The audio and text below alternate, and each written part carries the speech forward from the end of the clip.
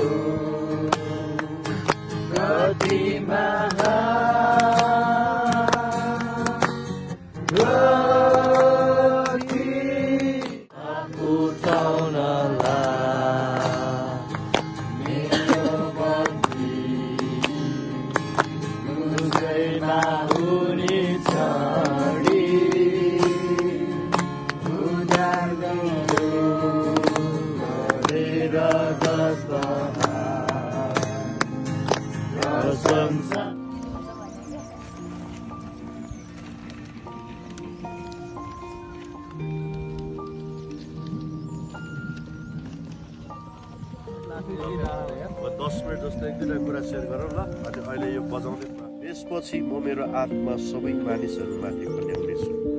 तिमीहरूका छोराछोरीले अगमबाणी बोल्नेछन्, तिमीहरूका बुढा मानिसहरू स्वप्नदर्शी हुनेछन् र तिमीहरूका युवकहरूले दर्शन देख्नेछन्। आमेन।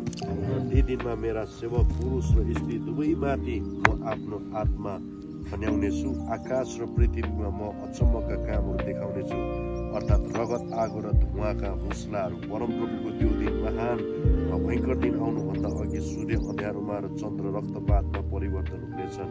परमप्रभुको नाउँ लिने हरेकले उद्धार पाउनेछन्, किनकि परमप्रभुले भन्नुभए अनुसार सियोन पर्वत र यरुशलेममा परमप्रभुले बोलाउनु भए अनुसार बाँचेकाहरूको छुटकारा हुनेछ। है, यो अन्तिम दिनको समयसँग रिलेटेड कुराहरू छ, कतिवटा कुराहरू, जसमध्ये एउटा कुरा चाहिँ एउटा प्रतिज्ञा चाहिँ परमेश्वरले कतिखेर पुरा गर्नुभयो भन्दै गर्दाखेरि चाहिँ यो कुरा चाहिँ पेन्टिकोस्टको दिनमा पुरा गर्नुभयो होइन। त्यसपछि म मेरो आत्मा सबै मानिसमाथि खन्याउनेछु र तिमीहरूका छोराछोरीले अगमबाणी बोल्नेछन् र तिमीहरूका बुढा मानिसहरू स्वप्नदर्शी हुनेछन् र तिमीहरूका युवकहरूले के गर्नेछन् रे दर्शन देख्नेछन् भन्छ।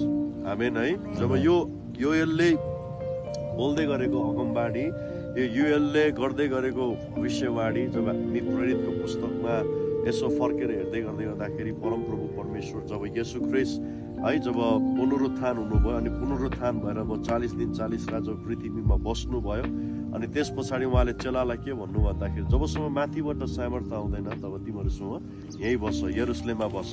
है, यसको मतलब के बुझ्छौ भन्दै गर्दाखेरि चाहिँ हामी बिना सामर्थ्य, बिना अभिषेक, बिना पवित्र आत्मा हामीले न मिसन गर्न सक्छौँ, न सेवकाई गर्न सक्छौँ, न त हामी दर्शन देख्न सक्छौँ होइन। त्यसकारण प्रभुले चेलाहरूलाई है कमसे कम वेट गर, माथिबाट सामर्थ्य नआएसम्म तिमीहरू यहीँनिर वेट गर, यही ठाउँमा तिमीहरू के गर भन्दै गर्दाखेरि चाहिँ वेट गर, प्रभुले यसरी भन्नुभयो। अनि जब प्रभु येशू ख्रिस्ट जानुभयो है जिउँदो जब स्वर्ग उचालेर जब जानुभयो अनि त्यस पछाडि बाइबलले भन्छ ती प्रेरितहरू त्यो माथिल्लो तल्लामा है याकुबको घरमा त्यो माथिल्लो तल्लामा जब उनीहरू बसेर सायद परमप्रभु परमेश्वरलाई उनीहरूले कसरी आराधना गर्दै थिए कसरी